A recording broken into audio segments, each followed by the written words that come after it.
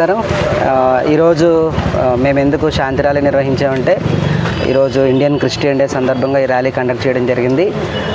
క్రీస్తు శకం 52వ సంవత్సరంలోనే మరి భారతదేశంలో అపోస్తలుడైన తోమా గారి ద్వారా క్రైస్తవం వచ్చింది. వారు ప్రారంభించినటువంటి ఈ క్రైస్తవ పరిచర్య నేటికి భారతదేశం అంతా కూడా విస్తరించబడింది. ఈ క్రైస్తవ్యం ద్వారా ఎంతో జీవితాలు మారే, ఎంతోమంది రక్షింపబడ్డారు. దొంగలు లేదా నరహంతకులు లేదా వ్యభిచారులు లేదా ఈ సామాజికమైన అలవాట్లు రకరకాల వ్యక్తులు మార్పు చెందారు.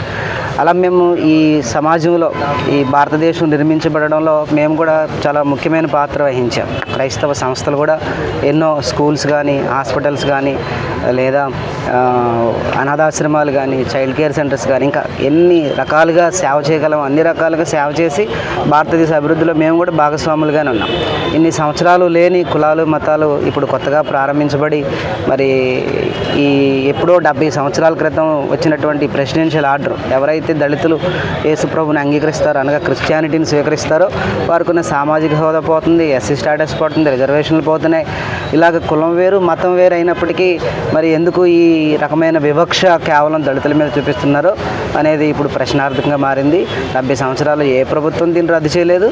అందుకే మేము ఇప్పుడు అడుగుతున్నాం, దయచేసి ఎవరైతే దళితులు మరి అన్ని రకాలైన హక్కులు పోగొట్టుకుంటున్నారో, అలాగనే రాజ్యాంగం మనకు ప్రసాదించినటువంటి ఈ మత స్వేచ్ఛ హక్కు లాంటివి పోగొట్టుకుంటున్నారో వాటిని మళ్ళీ పునరుద్ధరించాలని మేము కోరుతున్నాం. ముస్లింలకి కేవలం క్రైస్తవులకు మాత్రమే వివక్ష కొనసాగుతూ ఉంది. మిగిలిన వర్గాలు ఎవరైనా, ఉదాహరణకి బౌద్ధులు క్రైస్తవ్యాన్ని స్వీకరిస్తే వాళ్ళ ఎస్సీ హోదా ఉంటుంది, సిక్కులు క్రైస్తవ్యం స్వీకరిస్తే వాళ్ళ ఎస్సీ హోదా ఉంటుంది.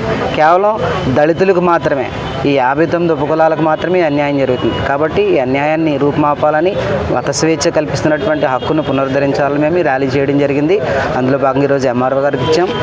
ఎంఆర్ఓ గారు దాన్ని పరిశీలన చేస్తానన్నారు. ఒక ఎగ్జాంపుల్ చెప్పాలంటే పిఠాపురం సిఎంసి ద్వారా ఎంతోమందికి మేలు జరిగింది. ఎంతోమంది ప్రముఖులు ఇక్కడ పుట్టారు. అలాగే మన కాకినాడకి ప్రప్రథమంగా క్యాన్సర్ హాస్పిటల్ వచ్చింది, క్రిస్టియన్ క్యాన్సర్ సెంటర్. దాని ద్వారా ఎంతోమంది పేషెంట్స్ కూడా మేలు జరిగింది. అలాగే ఎన్నో సంస్థలు వచ్చాయి. సో ఇవన్నీ ఉంటుండగా ఇప్పుడు కొత్తగా ఎవరైనా ఎలక్షన్లో పోటీ చేయాలంటే వాళ్ళు క్రైస్తవ్యం తీసుకుంటే ఎలక్షన్లో పోటీ చేయకూడదని ఇలాంటి ఎన్నో కొత్త కొత్త మాటలు మాట్లాడుతున్నాం. కాబట్టి ఈ అన్యాయాన్ని ఖచ్చితంగా మరి పరిష్కరించాలని, ఈ జీవోని తప్పనిసరిగా రద్దు చేయాలని కోరుతూ ఈరోజు ర్యాలీ చేయడం జరిగింది. Thank you. మీడియా వారందరికీ కూడా ధన్యవాదాలు. ఈ యొక్క దినాన్ని పిఠాపురం పట్టణంలో Pithapuram constituency pastors welfare association తరఫున శాంతి ర్యాలీ నిర్వహించడం జరిగింది. ఈ శాంతి ర్యాలీ యొక్క ఉద్దేశము ఏంటి అని అంటే, భారతీయ క్రైస్తవ దినోత్సవాన్ని పురస్కరించుకొని, అనగా యేసుప్రభు వారి యొక్క సువార్త భారతదేశానికి 52వ సంవత్సరంలో వచ్చింది. ఇప్పుడు 2026వ సంవత్సరంలో మనం ఉంటా ఉన్నాం.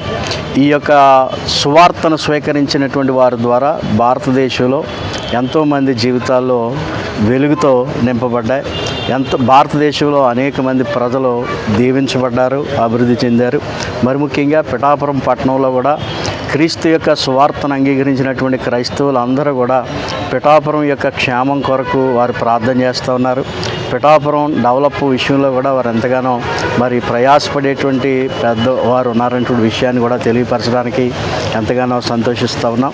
కనుక ఈ భారతీయ క్రైస్తవ దినోత్సవం యొక్క ముఖ్య ఉద్దేశం ఏంటంటే, క్రీస్తు యొక్క ప్రేమ, శాంతి, సమానత్వము ఈ యొక్క పిఠాపురం పట్టణంలో ఉన్నటువంటి ప్రజలందరూ కూడా పొందుకోవాలి అనేటువంటి ఉద్దేశంతో ఈ వర్తమానాన్ని తెలియజేయడం జరిగింది.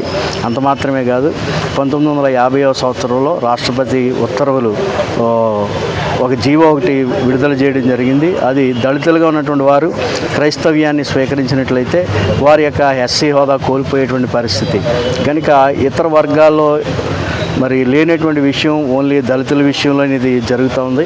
కనుక దళితులకి ఏమాత్రం కూడా నష్టం జరగకుండా దళితులకు కూడా అన్ని రకాలైనటువంటి హక్కులు వారు పొందుకునేటువంటి విధానంలో రాష్ట్రపతి గారికి, లేకపోతే గౌరవ రాజకీయ ప్రముఖులైనటువంటి వారికి, శాసనసభలోను అదేవిధంగా లోక్సభలోను సభ్యులుగా ఉన్నటువంటి వారికి మా యొక్క విజ్ఞప్తి ఏంటి అని అంటే, ఈ యొక్క దళితుల యొక్క అభివృద్ధికి ఆటంకంగా ఉన్నటువంటి ఈ జీవో విషయంలో మరి మీరు అందరూ కూడా ఆలోచించి చర్చించి దళితులకి లేకపోతే క్రైస్తవ్యాన్ని స్వీకరించినటువంటి వారందరికీ కూడా మరి మంచి జరిగేలాగా, మేలు జరిగేలాగా మంచి నిర్ణయం తీసుకోవాలని Pithapuram constituency pastors welfare association తరఫున విజ్ఞప్తిని తెలియపరుస్తా ఉన్నాం.